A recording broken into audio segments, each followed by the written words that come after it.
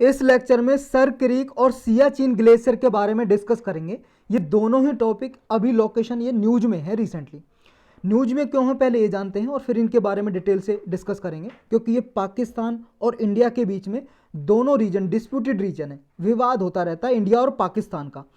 अभी भी देखो एक मीटिंग हुई थी, उसका कोई मतलब नहीं निकला, यानी कि कोई कंक्लूजन नहीं निकला, इसलिए न्यूज़ में आए। और 2012 से सियाचिन पे तो 13 मीटिंग हो चुकी हैं डिफेंस सेक्रेटरी की, हमारे और पाकिस्तान के डिफेंस सेक्रेटरी की, लेकिन अभी तक कुछ भी उसमें सही से कोई रिजोल्यूशन नहीं निकला है इसका, इसलिए न्यूज़ में आए। तो पहले हम स्टार्ट करते हैं सर क्रीक से। सर क्रीक पहले कहाँ है ये जान लेते हैं। देखो ये गुजरात का रीजन है जो हमारा, ये इंडिया और पाकिस्तान के बॉर्डर पे ये वाला जो पार्ट है इसको बोलते हैं सर क्रीक। पूरा डिटेल में जानेंगे क्या है ये 96 किलोमीटर स्ट्रिप ऑफ वाटर, यानी कि 96 जो किलोमीटर के एक लंबा ये रास्ता है, ये मान लो एरिया है जो पाकिस्तान को अलग करता है इंडिया के रन ऑफ कच्छ एरिया से। गुजरात में है रन ऑफ कच्छ और ये मार्श लैंड है। मार्श लैंड का मतलब यहाँ पे दलदल है, थोड़ा पानी ऐसा है, मिट्टी दलदल, आप जानते ही हो। कहाँ पे है ये जानते हैं। देखो ये गुजरात का रीजन है, ये आपने देखा ही होगा मैप में। ये यहाँ पे जो रीजन देख रहे हो आप, ये वाला जो ये सर क्रीक है, ये रेड और ग्रीन लाइन क्या है इनके बारे में जानेंगे अभी हम। जो रेड लाइन है ये इंडिया बोलता है, ये इंडिया बोलता है कि बॉर्डर ये होना चाहिए, क्योंकि ये वाला एरिया है जो देखो, ये लैंड एरिया, ये लैंड एरिया, ये दलदल है बीच वाला, ये दलदल है। जैसे ये आपको ये वाला दिखाई दे रहा है, ये वाला ऐसी इसी तरह ये दलदल है, मार्सी लैंड है। तो इसमें ये चाहता है इंडिया कि इंडिया क्लेम करता है कि ये बीच में लाइन होनी चाहिए, इसका आधा किसका रहेगा, पाकिस्तान का, और आधा इंडिया के पास रहेगा। लेकिन पाकिस्तान क्या बोलता है, पाकिस्तान कहता है कि भाई साहब हम पूरा लेंगे, ये ग्रीन लाइन ये कहता है कि ये होनी चाहिए बॉर्डर लाइन। तो पाकिस्तान डिमांड करता है ये वाला पूरा सर क्रीक किसका है, पाकिस्तान का। तो इसको लेके डिस्प्यूट चलते रहते हैं। और पाकिस्तान क्यों क्लेम करता है कि लाइन ग्रीन लाइन होनी चाहिए बॉर्डर, और इंडिया क्यों क्लेम करता है कि ये रेड लाइन होनी चाहिए, इसके बारे में हम थोड़ी आर्गूमेंट देखेंगे कि इंडिया और पाकिस्तान दोनों क्या क्या कहते हैं इसके बारे में। तो ये देखेंगे बस इसमें हम। तो ये जो इसका नाम था सर क्रीक का, पहले इसका बनगंगा बोलते थे, इसको बनगंगा। लेकिन ब्रिटिश के एक रिप्रेजेंटेटिव थे, ब्रिटिश राज था उस समय पे, तो इसका ब्रिटिश के रिप्रेजेंटेटिव का नाम था क्रीक, तो उसी पे सर क्रीक रख दिया इसका नाम, एरिया का नाम सर क्रीक। पहले बनगंगा नाम हुआ करता था। ये अरेबियन सी से टच करती है, देखा हमने, ये अरेबियन सी है, ये वाला पार्ट क्या है, अरेबियन सी है। और अरेबियन सी किसका पार्ट है, ये पार्ट है भाई साहब इंडियन ओशन का, तो उससे लगा हुआ है ये।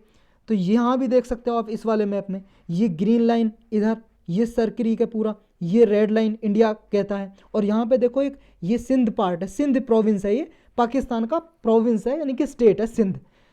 और ये यहाँ पे काझर क्रीक के नाम से क्रीक है। और यहाँ पे देखो इंडिया का पार्ट है, ये रन ऑफ कच्छ के पास है कोरी क्रीक। तो ये लोकेशन भी आपको याद रखनी है। तो यहाँ पे इन पे विवाद होता है, क्या क्या इनका कहना है। देखो दोनों कंट्री इंटरप्रिटेशन इंटरनेशनल जो मैरीटाइम बाउंड्री है अलग अलग तरीके से करते हैं। जो रन ऑफ कच्छ के पास है, क्योंकि ये कच्छ और सिंध प्रोविंस है पाकिस्तान की, उसके बीच में है, दोनों को ये डिवाइड करता है। इंडिया की इंडिपेंडेंस से पहले क्या इसका मतलब क्या इसकी पोजीशन थी, पहले तो ब्रिटिश जो प्रेसिडेंसी थी उसी का पार्ट था ये, यानी कि ब्रिटिश इंडिया का पार्ट था। और ब्रिटिश का तो भाई साहब देखो पाकिस्तान भी था और इंडिया भी था, आज़ादी के बाद ही तो अलग हुआ। तो सिंध प्रोविंस भी किसकी थी, इंडिया की थी। और ये सिंध प्रोविंस बॉम्बे का ही पार्ट था। देखो ये जो महाराष्ट्र गुजरात ये अलग हुए हैं अभी, ये वाले महाराष्ट्र गुजरात और ये सिंध प्रोविंस सारा एक बॉम्बे प्रोविंस बोलते थे, इसका बॉम्बे नाम था, बॉम्बे। बाद में पाकिस्तान अलग हुआ, सिंध अलग चला गया पाकिस्तान में, गुजरात और महाराष्ट्र फिर भी बॉम्बे बने रहे लगभग 1960 तक। उसके बाद ये अलग अलग स्टेट बने गुजरात और महाराष्ट्र। समझ रहे हो बात, किसका पार्ट था, बॉम्बे का पार्ट था पहले, आज़ादी से पहले। तो ये बात आपको याद रखनी है इसमें। तो उस टाइम पे तो ब्रिटिश का ही राज था, तो सब कोई परेशानी थी नहीं सर किसकी तरफ रहे, सिंध का पार्ट रहे या गुजरात का, क्योंकि सारा तो ब्रिटिश इंडिया ही था, तब तो प्रॉब्लम थी नहीं। लेकिन आज़ादी के बाद सिंध चला गया पाकिस्तान में, और जो रन ऑफ कच्छ ये गुजरात पार्ट रह गया किसका, इंडिया का। वहाँ से प्रॉब्लम स्टार्ट होती है। तब से जो पाकिस्तान है वो पूरा क्लेम ठोकता है कि इंटायर क्रीक रहेगा किसका, वो रहेगा पाकिस्तान का पार्ट। इंडिया का मतलब पाकिस्तान का पार्ट रहेगा। पाकिस्तान किस बेस पे बोलता है, वो कहता है कि बॉम्बे गवर्नमेंट रिजोल्यूशन हुआ था एक 1914 में, उसमें जो ब्रिटिश गवर्नमेंट थी यानी कि सिंध गवर्नमेंट थी, ब्रिटिश गवर्नमेंट, और यहाँ पे रन ऑफ कच्छ में राव महाराज थे। यहाँ पे प्रिंसली स्टेट था कच्छ में, तो जो महाराज थे राव महाराज और गवर्नमेंट ऑफ सिंध थी यानी कि ब्रिटिश गवर्नमेंट, इन दोनों के बीच में ये समझौता हुआ जिसका नाम था बॉम्बे गवर्नमेंट रिजोल्यूशन 1914 का। अब इसमें यह ठहराया गया कि जो क्रीक है, ये क्रीक सारा का सारा पार्ट रहेगा सिंध का, और उस टाइम पे सिंध का ही पार्ट था, सिंध प्रोविंस का। लेकिन सिंध किसका पार्ट थी? ब्रिटिश गवर्नमेंट का। समझ रहे हो? तो इसे सिंध जो है यहाँ पे क्रीक में ये प्रॉपरली लाइन खींची गई है, ग्रीन लाइन, यानी कि जो ये पार्ट हमने देखा ये ग्रीन लाइन, ये सारा का सारा पार्ट किसका हो गया? सिंध प्रोविंस का। सिंध प्रोविंस का हो गया ब्रिटिश गवर्नमेंट का सारा का सारा पार्ट। यानी कि इधर जो राव महाराज थे कच्छ के, उनका सारी टेरिटरी इधर वाली रह गई, तो सिंध का पार्ट बन गया। तो पाकिस्तान कहता है ये सिंध का पार्ट था तो ये सिंध प्रोविंस का ही रहेगा। लेकिन इंडिया क्या कहता है? इंडिया का भाई साहब ये क्लेम है, देखो पाकिस्तान, ये पहली बात थी पुरानी 1914 की, समझ रहे हो? उसको भूल जाओ। 1925 में दोबारा से भी तो मैप विदड्रॉ हुआ, ब्रिटिश गवर्नमेंट ने 1925 में दोबारा से मैप ड्रॉ किया और उसमें मिड चैनल माना, यानी कि मिड चैनल पिलर था 1924 में, उसी को इंस्टॉल किया और इंप्लीमेंट किया, मैप खींच दिया 1925 में, और 1925 में ये रेड लाइन ड्रॉ की गई और इसमें ये माना ब्रिटिश गवर्नमेंट ने और ये कि आधा पार्ट यहाँ रहेगा सिंध प्रोविंस का, आधा राव महाराज का रहेगा। तो इसमें ये प्रिंसिपल है। तो इंडिया कहता है भाई साहब बाद में 1925 का ये समझौता हुआ है तो ये रेड लाइन बॉर्डर रहेगी। और इंडिया अपने सपोर्ट में एक और आर्गुमेंट देता है। इंडिया कहता है देखो इंटरनेशनल जो मैरीटाइम लॉ है वो थालवेग डॉक्ट्रिन के आधार पर डिवाइड किया जाता है। जैसे मान लो किसी कंट्री के बीच में कोई रिवर बह रही है, रिवर बह रही है, तो रिवर का जो मिड चैनल है, जैसे मान लो ये रिवर है, इधर पाकिस्तान इधर इंडिया, तो रिवर का आधा पार्ट पाकिस्तान का रहेगा, आधा इंडिया का रहेगा। क्या ऐसे वर्ल्ड में एग्जांपल है? बिल्कुल है। आपने देखो ये देखी होंगी, ये वर्ल्ड मैप देखा होगा, ये है अमेरिका और ये है कनाडा, इनके बीच में देखो बहुत सारी लेक हैं, यहाँ पे बहुत सारी लेक हैं, ओरियो करके, ओंटारियो करके, ये आपने देखी होंगी, हुरोन करके, 5 लेक हैं यहाँ पे। तो पांचों की पांचों लेक है ना, जो ये एरिया कनाडा और ये अमेरिका, इनके बीच में से बांटा गया है कि इनके बीच में से बॉर्डर लाइन ड्रॉ की गई है। इसी को बोलते हैं क्या? थालवेग प्रिंसिपल, सिद्धांत, थालवेग का सिद्धांत। यानी कि जब भी कोई वाटर बॉडी होगी, वाटर चैनल होगा, रिवर होगी, तो बीच में से बॉर्डर होगा, इंटरनेशनल बॉर्डर, यानी कि आधा रहेगा कनाडा में, आधा अमेरिका में। तो इंडिया ये भी कहता है भाई साहब ये प्रिंसिपल इंटरनेशनल प्रिंसिपल है, ये जो है इंटरनेशनल मैरीटाइम लॉ है, थालवेग डॉक्ट्रिन, इसके आधार पर मिड चैनल ही इस रेड लाइन यानी कि बॉर्डर होना चाहिए। तो ये सारा झगड़ा चलता रहता है। दोनों ये जो पाकिस्तान और इंडिया कहती हैं कि हम लेंगे इसको, हम लेंगे सारा, मतलब आधा हम लेंगे, और पाकिस्तान कहता है पूरा हमारा पार्ट है। ये झगड़ा करते क्यों है? इसकी ऐसी इंपॉर्टेंस है क्या? देखो इंपॉर्टेंस पहली तो ये है, एक तो स्ट्रेटजिक लोकेशन है, यानी कि डिफेंस के लिए स्ट्रेटजिक लोकेशन है। दूसरा क्या है? Fishing resources. यहाँ पे भाई साहब फिश का उत्पादन बहुत अच्छा होता है, बहुत वैरायटी की मछलियाँ पाई जाती हैं। तो जो आसपास के लोग हैं भाई साहब वो फिश कल्टीवेशन कर सकते हैं। अगर मान लो पूरा पार्ट पाकिस्तान का हो गया तो पाकिस्तान तो यहाँ इंडिया के लोगों को फिशिंग नहीं करने देगा ना, मछली उत्पादन। तो इंडिया के तो सारे लोग जो यहाँ जीवन यापन चलता है फिश से, वो गए, काम से गए, उनका जीवन यापन कैसे चलेगा? तो पहली बात तो ये है, दोनों इसलिए क्लेम ठोकते हैं। दूसरा इसलिए है कि यहाँ पे क्या है, ऐसा उम्मीद जताई गई है साइंटिस्टों की, बहुत सारे रिसर्चर हैं कि यहाँ पे ऑयल और गैस के भंडार हो सकते हैं, और हमें ऑयल तो इंपोर्ट करना पड़ता है बाहर के देशों से, जितना भी हम क्रूड ऑयल, कच्चा तेल मंगाते हैं, पेट्रोलियम, जिससे पेट्रोल डीजल बनता है। तो अगर यहाँ पे अगर एक्सप्लोर करेंगे हम तो ऑयल और गैस मिल सकता है। अभी नहीं किया किसी भी कंट्री, ना पाकिस्तान ना इंडिया ने। क्यों? क्योंकि डिस्प्यूटेड है, विवाद चल रहा है, अभी एक्सप्लोटेड रीजन है, अभी इसको एक्सप्लोर नहीं किया गया, खोजा नहीं गया। लेकिन ऐसा मानना है यहाँ पे ऑयल और गैस के भंडार हो सकते हैं। तो ये 2 रीजन है जिन पे चाहते हैं कि हमारा पार्ट रहे। पाकिस्तान कहता सारा हमारा रहे, इंडिया कहता भाई साहब आधा ले लो, आधा हमारा है। तो अभी तो आधा है ही पाकिस्तान के पास, तो पूरा लेना चाहता है वो। दूसरा है एक डिस्प्यूट इंडिया और पाकिस्तान के बीच में सियाचिन ग्लेशियर का, इसके बारे में भी थोड़ा जान लेते हैं भाई साहब। देखो ये वाला मैप देखो आप, जो दिखाई दे रहा है आपको, पहले ये इंडिया का मैप देखो। इंडिया के मैप पे कहाँ है सियाचिन ग्लेशियर देखते हैं। पता ही होगा आपको, बहुत बार डिस्कस किया है। ये देखो जो LOC है, ये सारा पार्ट है जो POK है, पाकिस्तानी ऑक्युपाइड कश्मीर। ये जम्मू कश्मीर का ही पार्ट है लेकिन पाकिस्तान ने कब्जा कर रखा है। और जो लाइन, बाउंड्री लाइन है, ये बॉर्डर लाइन, ये है LOC यानी कि लाइन ऑफ कंट्रोल। और देखो इधर वाला पार्ट है जो, ये अक्साई चीन बोलते हैं इसे, यानी कि चाइना ऑक्युपाइड कश्मीर, यानी कि अक्साई चीन भी बोलते हैं या चाइना ऑक्युपाइड कश्मीर। ये चाइना ने कब्जा कर रखा है भाई साहब 1962 से। ये जो लाइन है इंडिया और चाइना के बॉर्डर लाइन, इसको LAC बोलते हैं, लाइन ऑफ एक्चुअल कंट्रोल। तो अभी हम बात करेंगे इसकी लाइन ऑफ कंट्रोल की, जो LOC है इंडिया और पाकिस्तान के बीच में। इसी के पास यहाँ कोने पे ऊपर बिल्कुल टॉप पे है सियाचिन ग्लेशियर। सियाचिन ग्लेशियर की बहुत ज़्यादा इंपॉर्टेंट है, पूरे वर्ल्ड में भाई साहब फेमस है सियाचिन ग्लेशियर, बहुत ज़्यादा इंपॉर्टेंट है। क्यों है वो जानेंगे अभी हम। तो ये वाला मैप देखो आप, हम ये ऊपर वाला कोना देख रहे हैं, ये LAC है, line of control. Line of control सिर्फ यहाँ तक है, यहाँ तक। ये वाला रीजन है सियाचिन ग्लेशियर। इसमें हुआ क्या था 1949 में, 1949 में 19 मतलब आज़ादी के बाद आपको पता है पाकिस्तान ने यहाँ अपनी कबीले फोर्स भेज दी थी और कब्जा कर लिया था इस रीजन को। बहुत बार हमने जाना है और इसके लिए अलग लेक्चर भी बना हुआ, पॉलिटी के प्लेलिस्ट में देख सकते हो, ये सारी स्टोरी पड़ी हुई है हमने। तो उस टाइम पे ये वाला पार्ट तो ले लिया था, लेकिन सियाचिन पार्ट पे तब तक किसी का कब्जा नहीं था, क्योंकि यहाँ पे ना बहुत ज़्यादा बर्फ़ पड़ती है, बर्फ़ से जमा रहता है, यहाँ पे रहना बहुत ही मुश्किल है। लेकिन बाद में क्या हुआ 1894 में, 1984 में पाकिस्तान ने यहाँ पे अपनी फोर्स भेजना शुरू कर दी।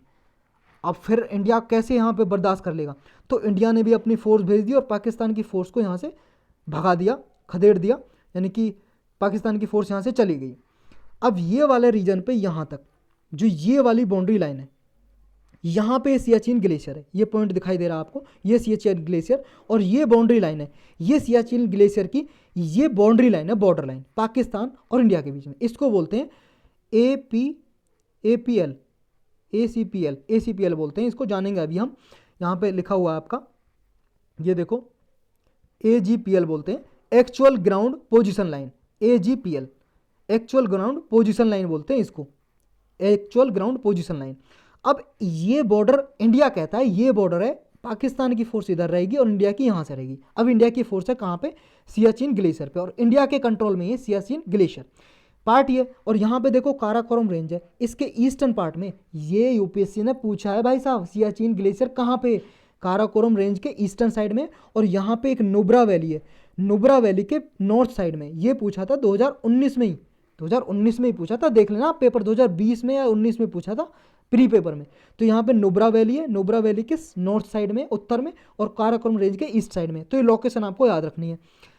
अब 1984 में फिर यहाँ पे इंडिया ने फोर्स भेज दी और यहाँ पे इंडिया तैनात, मतलब इंडिया की फोर्स तैनात रहती है।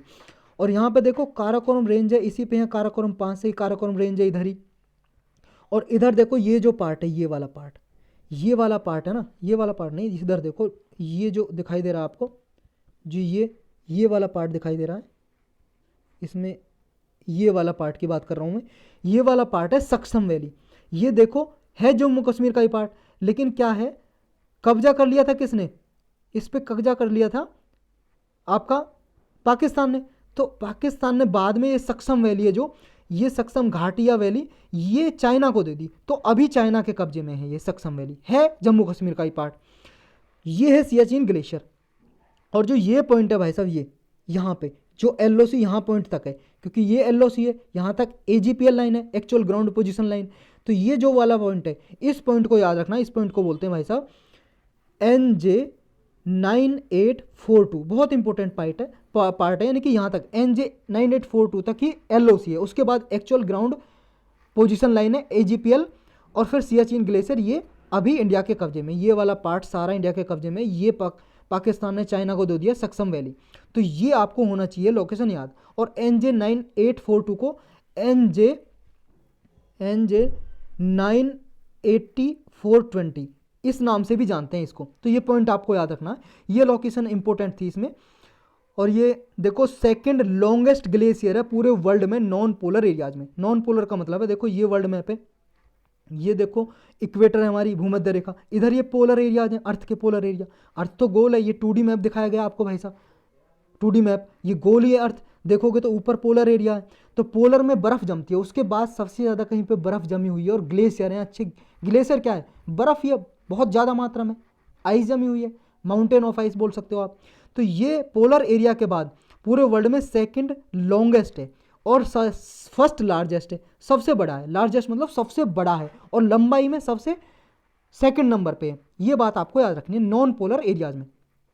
और देखो यहाँ पे जो यूरेशियन प्लेट और इंडियन प्लेट यहाँ पे टकराती हैं, ये वाला पार्ट है इंडिया का, यहाँ पे ये इंडियन प्लेट है और इधर यूरेशियन प्लेट है। यहाँ पे यूरेशियन प्लेट स्टेबल है, रुकी हुई है। प्लेट देखो, प्लेट टेक्टोनिक थ्योरी पढ़ी होगी आपने ज्योग्राफी की एनसीईआरटी में, नहीं पढ़ी है तो हम कभी इसे पढ़ लेंगे। उसमें ज्योग्राफर ने, जो साइंटिस्ट हैं ये मान लो, उन्होंने अर्थ को प्लेट में बांटा हुआ कि एक प्लेट ये, एक प्लेट ये, एक इधर यूरेशियन प्लेट है, यहाँ पे देखेंगे हम तो ये यूरेशियन प्लेट है, इधर यूरेशियन प्लेट है और इधर इंडियन प्लेट है। तो इंडियन प्लेट मूव कर रही है एक साल में लगभग 1 सेंटीमीटर, आधा सेंटीमीटर ऐसे मूव करती रहती है। तो यहाँ ये टेक्टोनिक रीजन भी है, टेक्टोनिक, इसलिए यहाँ पे अर्थक्वेक, भूकंप भी ज़्यादा आते हैं क्योंकि प्लेट हिलती रहती है अर्थ के अंदर। तो ये भी आपको याद रखना है। अभी देखो NM नारवने जो आर्मी चीफ जनरल हैं, उन्होंने मीटिंग की थी यहाँ पे एक्चुअल ग्राउंड पोजीशन लाइन पे, पाकिस्तान से कहा कि भाई साहब हम इस पे जब ये क्या है, जब अपनी ट्रूप वापस लेंगे सियाचिन ग्लेशियर से, तब आप पहले एक्चुअल ग्राउंड पोजीशन लाइन को मानो। क्योंकि पाकिस्तान क्या है अभी, इस जो एक्चुअल ग्राउंड पोजीशन लाइन है ना, उसको बाउंड्री लाइन नहीं मानता है, यहाँ पे बाउंड्री लाइन नहीं मानता है। तो इंडिया का कहना ये, पहले आप मानो तब अपनी फोर्स को वापस लेंगे, आप अपनी फोर्स को वापस लेना, और यहाँ पे किसी की फोर्स नहीं रहेगी, बस मॉनिटरिंग करेंगे दोनों की फोर्स, ये देखेंगे कि इंडिया की फोर्स तो नहीं आ रही है यहाँ पे। तो ये दोनों चाहते हैं कि दोनों की फोर्स वापस रहे, लेकिन इंडिया का कहना ये, पहले पाकिस्तान, ये लाइन है ना जो ये बॉर्डर लाइन है, इसको आप मानो AGPL, actual ground position line. क्यों कहता है इंडिया? क्योंकि देखो जब पाकिस्तान मान लेगा, रिटर्न में दे देगा, तो आगे अगर पाकिस्तान की फोर्स यहाँ से आएंगी तो इंटरनेशनल लेवल पे हम ये दिखा सकेंगे ना कि इंडिया और पाकिस्तान का बॉर्डर, ये वाला लाइन AGPL पहले पाकिस्तान मान चुका है और इस बॉर्डर लाइन को उल्लंघन कर रहा है, वायलेट कर रहा है।